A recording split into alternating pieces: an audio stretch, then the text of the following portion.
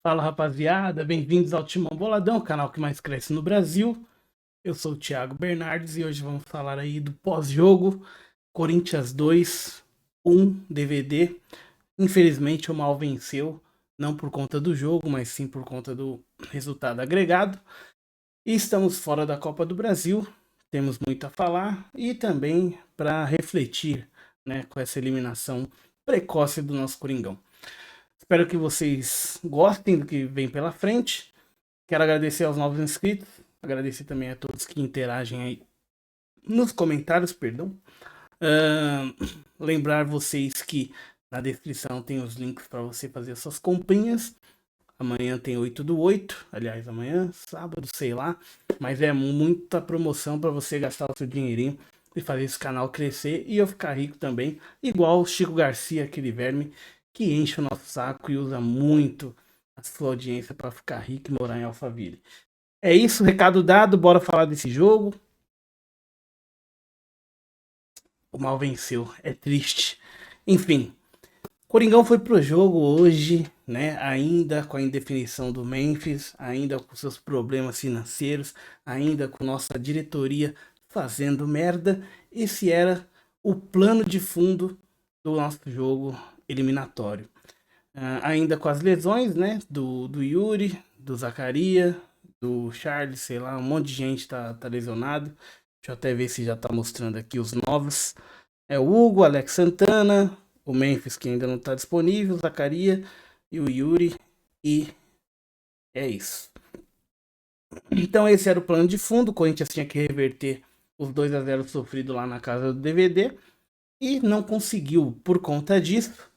Hoje a gente tinha que fazer aí um resultado praticamente impossível, visto que a produção do ataque do Corinthians não vem tão boa, né, nesse retorno aí da Copa, né? Esse pós-Copa do Corinthians não é o melhor, não é o que a gente estava esperando, né? Não é ruim pra caramba, mas também, né, não enche os nossos olhos de brilho e alegria. É isso, bora falar do jogo, bora falar da escalação. Do jogo a gente vai falar pouco, pra ser bem sincero, né? Mas a escalação era Hugo Souza, Mateuzinho, Gabriel Paulista, Gustavo Henrique, Matheus Bidu.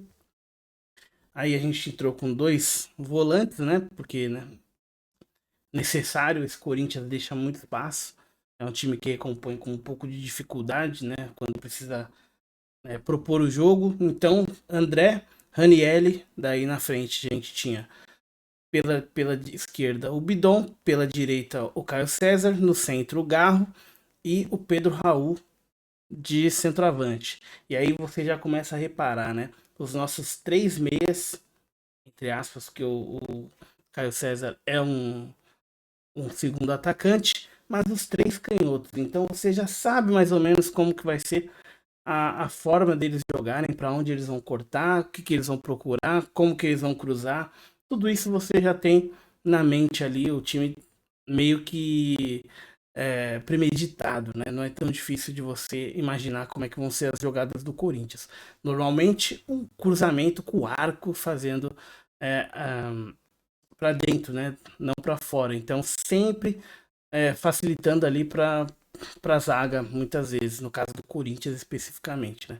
Principalmente do lado esquerdo, né? Que é onde o Garro ficou mais tempo e o Bidon também. No banco a gente tinha com opção para mudar o jogo Cauê, André Ramalho, João Pedro Choca, Anrileri, Pedro Milans, Charles, Guinegão. Aí a gente tinha o Alan, Jess Lingard, André Carrilho, Matheus Pereira e o Dieguinho. Você deve estar estranhando. Pô, o Guinegão foi titular. Hoje o Pedro Raul. O Guinegão não entrou no segundo tempo. No outro jogo o Pedro Raul entrou. Por que será que não tentou dar uma oportunidade? Eu lembro, gosto de sempre falar que o Corinthians não sabe jogar com centroavante há muitos anos. O Corinthians tem dificuldade com centroavantes de verdade. O Corinthians faz mal para esses caras, né? E é mais fácil a gente falar que eles fazem mal pro Corinthians. Eu aceito, eu acho justo você, né, tecer esse tipo de comentário, só que eu acho injusto quando você vem pro retrospecto e lembra que nenhum centroavante deu certo, né? Centroavante de raiz, né? Centroavante pivô, essas coisas, né? O cara que fica ali só esperando uma chance para tentar cabecear, coisa do tipo. Há muito tempo o Corinthians não tem esse tipo de jogador se destacando. O último, de fato, foi o Jô. E o Jô parou faz tempo, né? Enfim. ahn, Esse era o time do Corinthians. A proposta a gente já tinha percebido com 5 minutos do primeiro tempo, né? Bolas aéreas, aquela dificuldade de sempre de trabalhar a bola pelo meio campo, mas dessa vez a proposta do Inter era totalmente diferente do primeiro jogo, até porque eles não precisavam sair, se expor. Então o time do Internacional jogou com todo mundo para trás da linha do meio campo. Até mesmo o Patrick, falso 9 dos caras, estava ajudando na marcação durante boa parte do primeiro tempo e até do segundo. E aí você imagina, pô, como é que a gente vai trabalhar essa bola no meio? Ainda mais o Corinthians que tem dificuldade para trabalhar a bola no meio. O Corinthians joga mais pelas beiradas. Ah, você pode falar que, mas o Diniz, mas não sei o que. Não, o Diniz já mostrou que sabe jogar, que escala time para jogar no meio. Ele tava no Fluminense, pô. O Fluminense jogava pelo meio. Então, a característica do Corinthians, os jogadores atuais do Corinthians têm dificuldade para jogar no meio, têm dificuldade para sair jogando pelo meio. Eles sempre buscam as pontas, eles sempre buscam, entre aspas, muitas aspas, fazer tabela pelas laterais, né, intermediária ali também, perto da área. Eles não têm um, o feeling de buscar o meio, né? As jogadas sempre quando elas são iniciadas, né, pela linha de fundo, pela linha lateral, pelo meio campo ali, elas voltam sempre para a ponta. E quando tenta passar para o meio para, sei lá, aparecer um bate ali, o Corinthians não chuta gol, né? Você sabe disso. Tem muita dificuldade para chutar gol. Dois motivos. O primeiro é que nunca pega a bola de frente, a não ser que seja um rebote, uma bola que sobra. Aí eles chutam, mas construir uma jogada para chutar gol, o Corinthians tem muita dificuldade há muito tempo. Há muito tempo.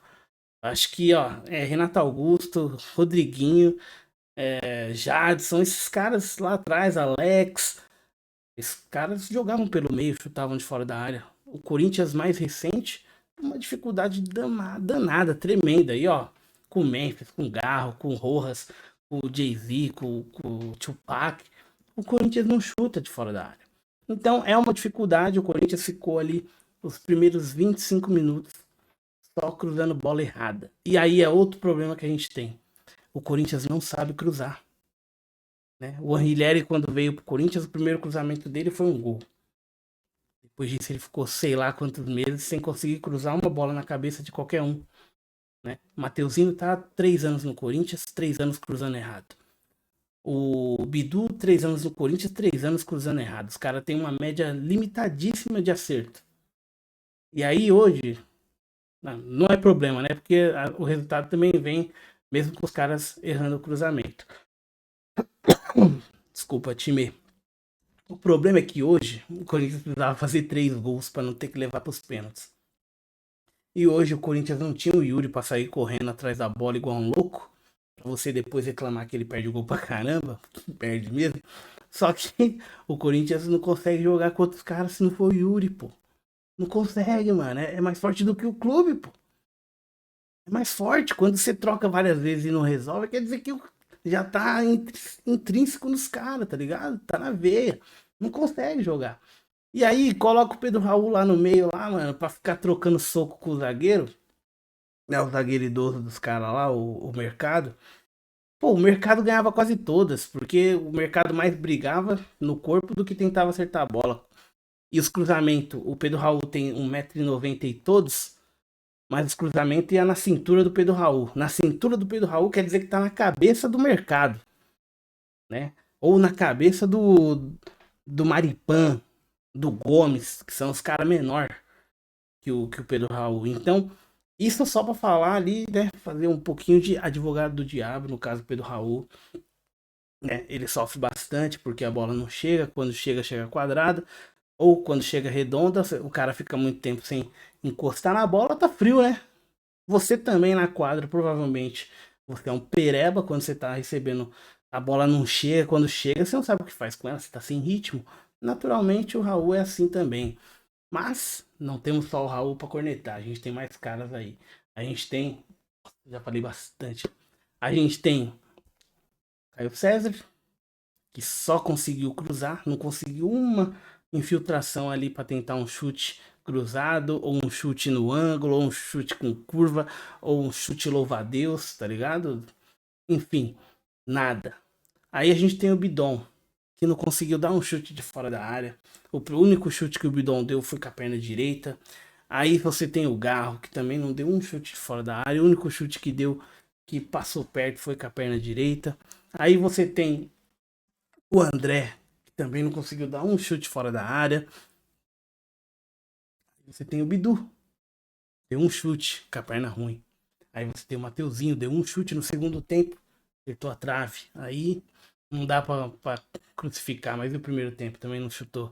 Então, assim, o Corinthians precisando chegar, fazer 3 gols, só contou com a bola aérea, que não chegava no seu centroavante, que era o ponto focal ali para tentar fazer alguma coisa. Vamos pro.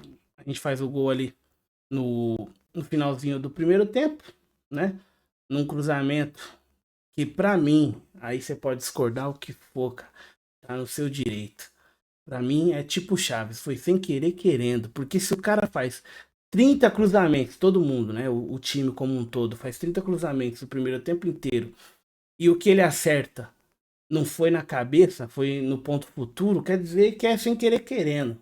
É mais mérito do GH do que qualidade técnica do Garro, que pega muito bem na bola, é aquele famoso pega muito bem na bola, que todo mundo coloca no seu currículo.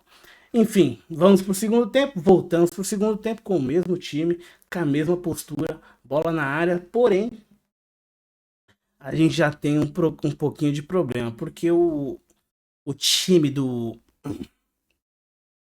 DVD, me recuso a falar o nome, inclusive eu vou trocar a thumb e colocar um DVD lá.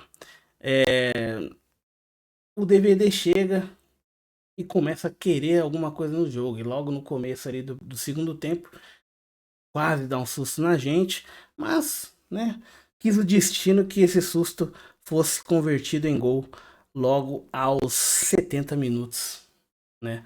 Aliás, 70? Não, a gente tomou o gol aos 59, pô, muito rápido, foi muito rápido. Aquele balde de água fria, tá ligado? Enfim, mas a esperança é a última que morre, Coringão. A gente tem que lembrar que durante o primeiro tempo inteiro aquele goleiro ficou fazendo cera pra caramba. O Internacional não queria jogar, tava no limite dele. Infelizmente é Brasil. O brasileiro é um cara, é um povo idiota, porque tenta tudo na malandragem, mas não é argentino para fazer malandragem direito. E aí só se lasca. A gente teve que ver, né? Na nossa casa, os caras já tinham feito na deles, mas na nossa, os caras continuaram fazendo merda, segurando bola, fazendo cera, simulando. O cara conseguiu tomar um cartão amarelo por simular uma falta. Nem precisa simular falta hoje. O juiz apita tudo que for contra nós. Nem precisava, ele conseguiu tomar um cartão. Enfim, tomamos o gol. Um belo gol do Bernabé, golaço. Enfim, você pode falar que o Hugo tomou, deixou, mas eu prefiro falar que foi mais sorte e competência do inimigo do que falha do nosso goleiro. 1-1, a gente foi para cima e o Pedro Raul encontrou o caminho do gol. Depois da segunda, ele já tinha recebido uma bola que eu, mano, sem querer também, que os caras acertou na cabeça dele. Porque é raro os caras acertar o Pedro Raul. O cara daquele tamanho, os caras não conseguem cruzar uma bola para ele, mas hoje cruzaram duas. Aí o Pedro Raul meio desequilibrado, é aquilo que eu falei, né? A bola nunca chega, quando chega você não sabe o que fazer com ela. Deu uma cabeceada meio fraca ali e o goleiro pegou. Já na segunda, não deu pro goleiro, né? Um cruzamento, repare, lá no ponto futuro. Quer dizer, sem querer, querendo novamente. Gol do Pedro Raul. 2-1. E aí é o abafa. O Diniz colocou todo mundo. O Diniz colocou Lingard, Alan, daí saiu o gol, né? Aí depois ele colocou. E o cruzamento é do Bidu. Então já coloca aí. Vai ficar uns 2 meses sem acertar um cruzamento aí pra gol, né? Como assistência.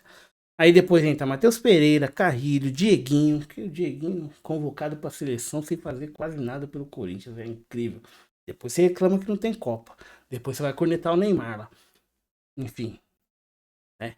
Dieguinho não tem 2 gols pelo time titular, ou faz um gol a cada 18 meses, mas já tá convocado pra seleção. Quer dizer que não tem ninguém, ou os que tem, não tá convencendo. Enfim, mais 15 minutinhos ali depois que a gente faz o gol, mais 15 minutinhos de pura cera. Qualquer lance. Aí você pode falar, ah, mas o time do Corinthians é burro, os caras batem, Mateuzinho, não sei o quê. Mano, se os caras tá caindo sem pancada, se o goleiro tá segurando bola, não adianta você ser maduro, você ser imaturo, não muda nada, velho. Não muda nada. Se o juiz não tomar a rédea do jogo, você não tem que fazer nada. Porque se o juiz chega lá e apita quando o cara fica mais de 10 segundos com a bola, ou o cara fica simulando que tomou um tapa na cara e a bola e o braço bateu no peito, e ele dá um cartão, ou o VAR chama e manda expulso, não acontece, e não é contra o Corinthians, não acontece contra ninguém, tá ligado? Porque país da impunidade do futebol, o Palmeiras toda hora tem um apoiozinho. Flamengo toda hora tem um apoiozinho. Sempre se repete. Sempre alguém grita mais alto e ganha no grito. Como ninguém é punido, aí fica nessa toda vez. E hoje não foi diferente. O goleiro fez o que fez e não saiu com nenhum cartão amarelo. 2 jogos, nenhum cartão. Só ele deve ter ganho ali pelo menos uns 10 minutinhos juntando os 2 gols, os 2 jogos.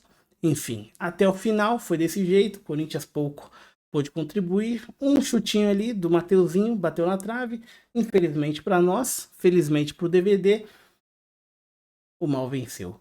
É isso, DVD que se lasque. Eu de verdade lamento que não tenha tido nenhuma cena lamentável, né? Nenhuma trocação, porque já que perdeu desse jeito, pelo menos tinha que estar aí na mão para desfalcar o time inteiro do DVD para enfrentar o próximo time.